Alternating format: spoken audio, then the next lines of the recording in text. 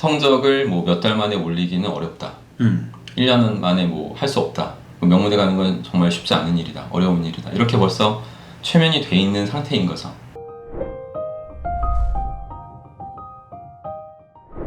안녕하세요. 대치동 캐슬입니다. 오늘 제 옆에는요, 익숙하지만 새로운 분이 계십니다. 안녕하세요. 네, 안녕하세요. 반갑습니다. 간단히 자기소개를 부탁드립니다.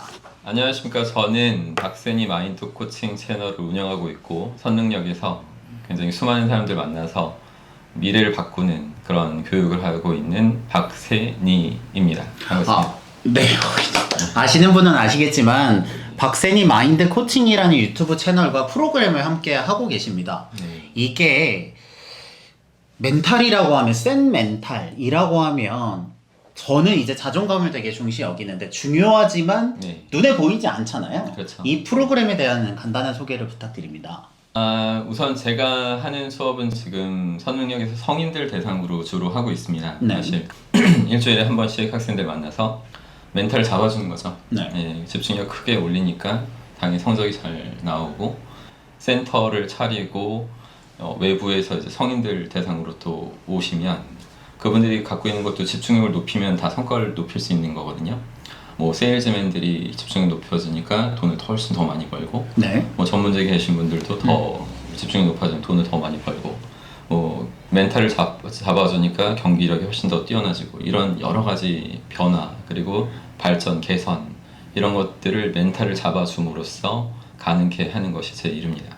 그러면 당연하겠지만 실은 공부가 제가 항상 얘기하지만 정신 싸움이라고 생각해요. 네. 대표님 말씀대로는 이제 멘탈 게임인데 네. 이렇게 해서 극적으로 변화가 일어난 사람이나 네. 학생들 뭐 많이 보셨겠지만 네. 어떻게 좋아지나요? 일단 뭐 한둘이 아니어서 그죠? 이런 부분들을 이제 저는 무의식을 변화시키는 교육을 해요.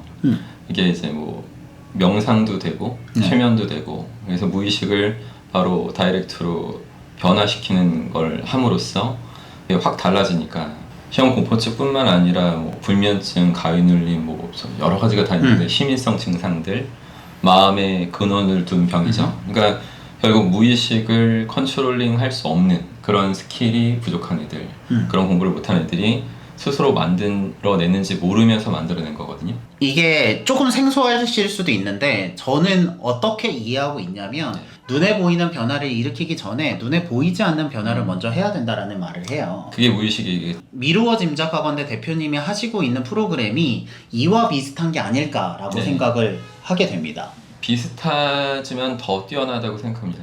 그렇죠. 저는 그래서 실은 나중에 네. 저는 이번 주에 그 대표님 회사에 가서 그 교육을 직접 한번 예. 보려고 하거든요. 네. 그래서 예를 들면 학생의 경우에는 시험 같은 게 걱정이 되는 경우들이 있어요. 네. 왜냐하면 자기 실력보다 발휘 못하는 경우들이 있잖아요. 많죠. 그럴 때 어떤 식으로 코칭을 해주시나요? 일단 자신감을 더 확실히 갖게끔 도와줘야 되는데 네. 이게 말이 쉽지. 그게 진짜 말이 쉽죠. 그죠? 그 방법들을, 세부적인 방법들을 사람들이 몰라요. 네. 교육업에 계신 분들도 잘 모르니까 기존에 안 된다, 할 수 없다, 못한다 이런 어떤 생각, 그 정신적 한계로부터 벗어나게끔 하는 것을 먼저 해야 되거든요. 네. 그러니까 이게 솔직히 최면이란 말을 한번 제가 써볼게요.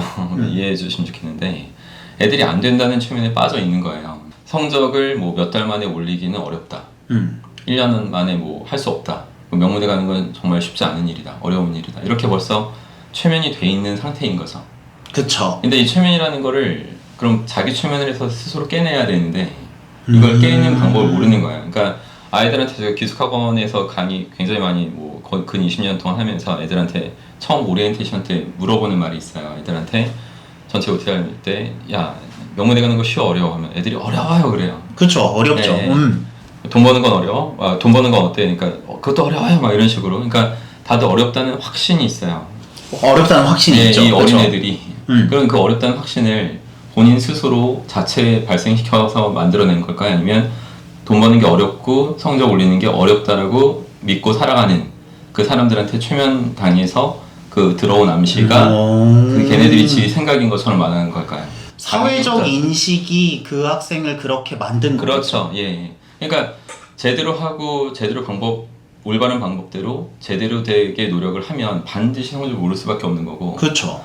그리고 뭐 돈도 당연히 벌 수밖에 없는 그런 논리인 건데 그 논리를 부정하는 거예요.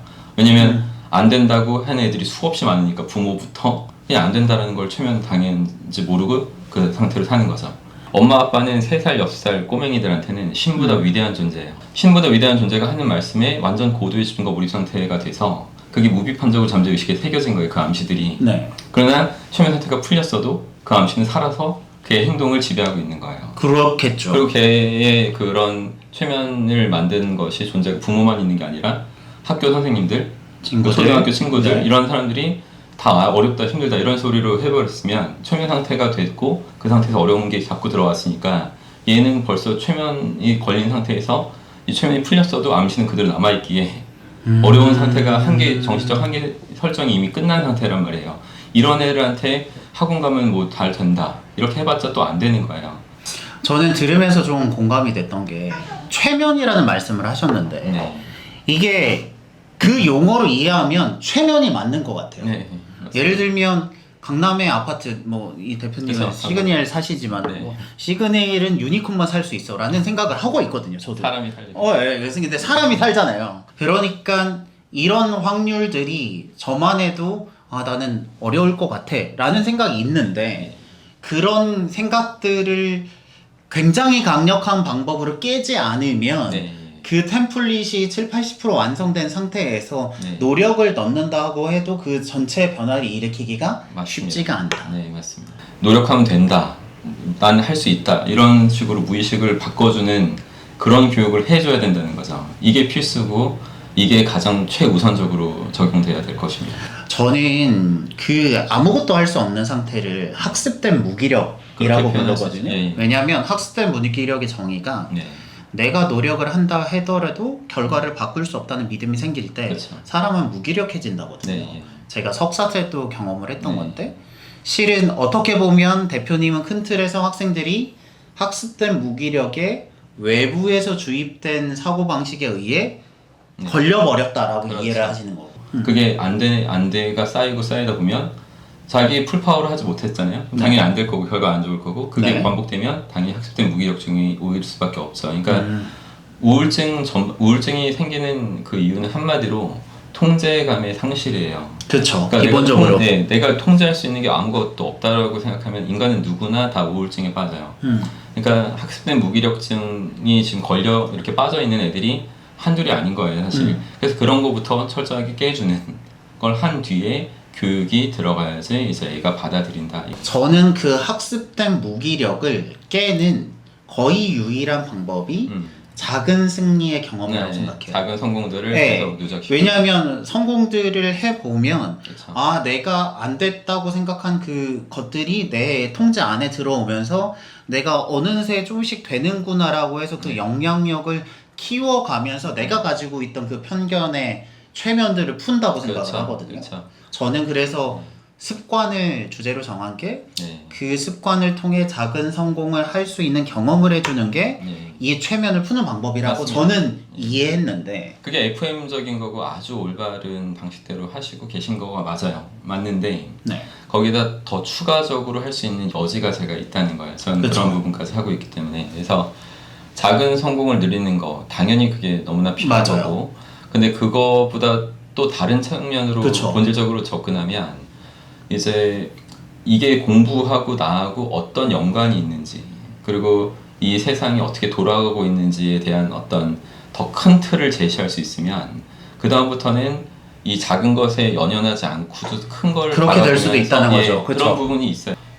EBS 다큐 프라임이라는 그 다큐멘터리죠. 지금도 아마 네, 할 있죠, 수도 있는데 있죠. 2017년도에 이런 프로가 있었어요. 그 다큐 프라임에서 2017년도에 방영한 게 우리는 왜 대학에 가는가 이런 네 있어요. 네, 5부작 있었어요. 그거 되게 네, 유명해서 다 봤습니다. 네, 저도 맞아요. 봤거든요. 네, 맞아요. 거기 그래프가 하나 무시무시한 게 나와요. 그러면 기억하실 것 같은데 그럼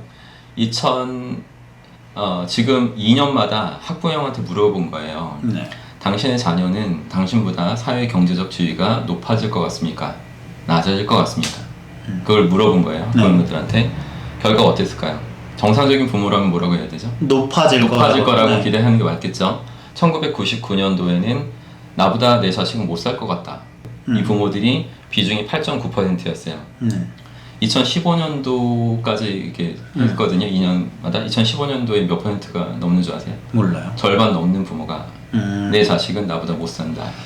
아 근데 이게 들으면서 이게 반은 최면이 맞고 반은 어느 정도 사실이 있는 게 네. 예를 들면 자산 가격이 올라가잖아요. 그러니까 실은 같은 지역의 아파트를 살 확률이 예전보다 좀 낮아진 거는 맞지만 네. 여전히 이렇게 자수성가해서 잘 되는 분들도 있죠. 존재하는데 그 가능성 아예 자체를 없다라고 아예 없다라고 예, 해버린다. 그게 무시무시하다는 거죠. 근데 그게 2년마다 했을 때 점점 쭉쭉 이렇게 그래프가 상향 곡선이었어요. 2022년 지금 현재 해보면 70% 넘어야 돼요. 그러니까 이게 무시무시한 거란 말입니다.